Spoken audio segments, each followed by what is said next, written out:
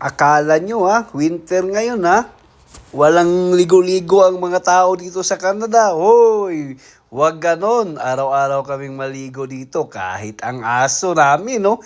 Naliligo yan kasi may hot and cold water kami. Kaya maligo kami araw-araw. Tingnan mo si DC. Naligo siya kasi sa tabi namin siya matulog.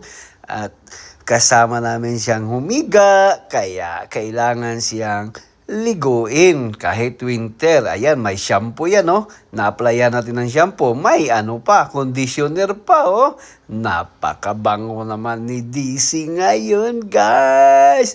Kasi gusto niyang pag nandito yan si DC, gusto niyo tabi sa amin, matulog sa kama talaga naming mag-asawa.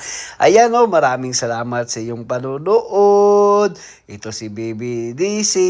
See you next video and bye-bye!